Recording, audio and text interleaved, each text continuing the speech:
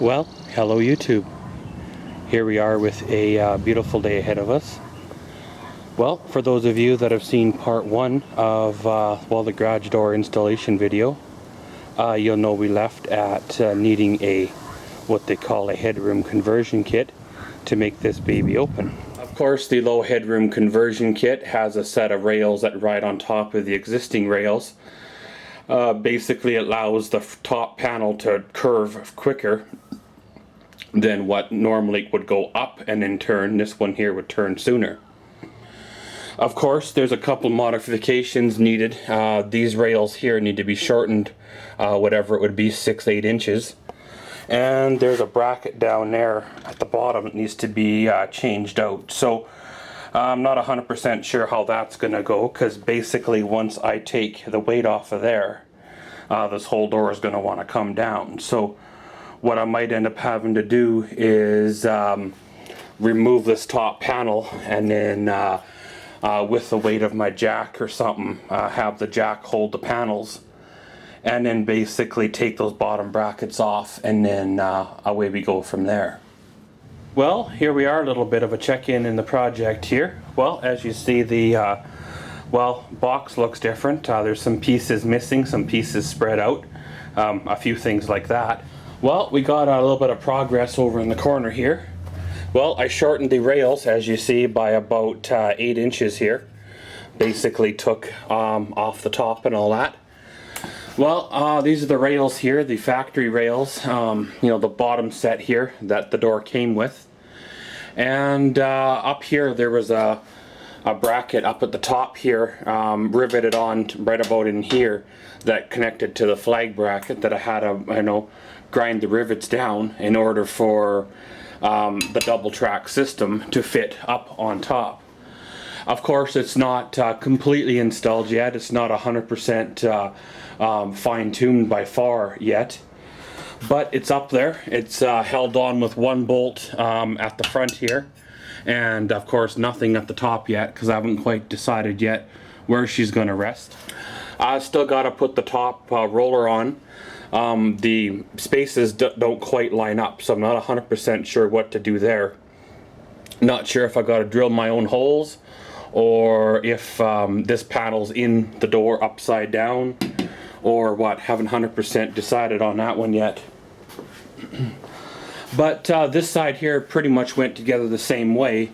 I got to fine-tune the track on this side. It seems to be off by a little bit, but other than that, she is pretty much a mirror image to the other side, right down to having to drill a new set of holes for this side as well. Of course, on the back, the rear hangers, if you look, these are the holes here that, these are the holes here that you're meant to use. They're not going to fall where the roof rafter is, so I might have to run me a strapping across and then drop one down to make it work. Okay guys, so here we go. Of course, you've seen us there do a little bit of work with the tracks, install the double track system to get the door to, hopefully work. However, due to the interference between the track and the walk-in door, which that could be overcome. It's not that huge, catastrophic. But what really put the nail in the coffin of this here door is, of course, as you see, the track is running right there. And of course, even with the double track system and the rails tilted downward at a few degree angle, the door still won't clear the finished ceiling of the garage. So, of course, comes the catch-22. I can't finish installing the garage door until the garage reno is done. However, I can't do the garage reno because the garage door is not functioning. With winter fast approaching, of course, it's going to get really, really cold in here with a wide open door, like, as you see up there, the crack. Plus, I have work to do on my vehicles, my trailers, my equipment, and stuff like that. So, I can't do nothing, basically, until something gives. Well, unfortunately, this is the part here that's kind of going to suck. I'm going to have to deinstall this whole garage door and basically tuck it away under a tarp for a few months until such time as, well, the garage reno is complete and there is room in the garage for the, well, working garage door of this caliber. In the meantime, of course, I've got a project in mind to make a garage door for this garage. Due to the age of the garage, of course, and the fact this garage wasn't really built to spec of any type of building code, that's why I have such problems with this garage door.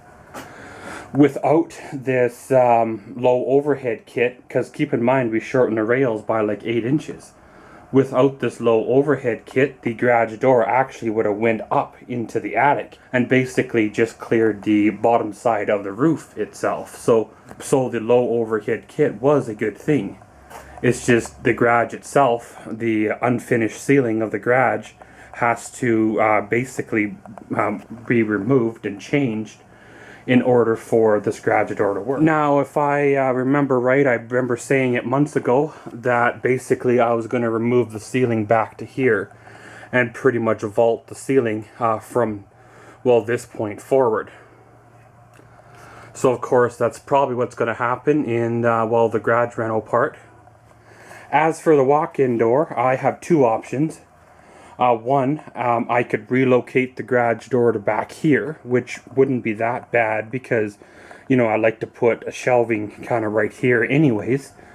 Or 2, as a couple of YouTubers suggested, just reverse the garage door so it swings outward instead of inward, which would work fairly well, except in the wintertime the snow does get to be a little high there, and, you know, who likes to shovel snow more than they have to, right? So I still might end up having to reverse it to overcome that, but hey, that'll be a few months until that happens, and when it does, well, hey, you never know, things might have changed again since then. Of course, guys, if you've been watching since part 1, you will see there was actually snow on the ground when I started this project, and then ran into the snag with the low overhead kit.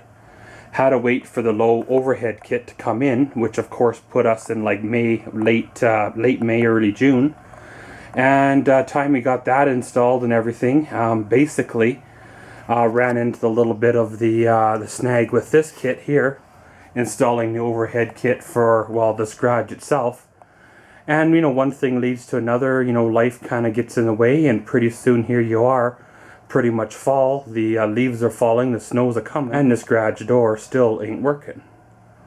So guys, basically, I guess that's pretty much been my attempt for now at installing a Clopay brand garage door. Of course, as you see there, that's the brand.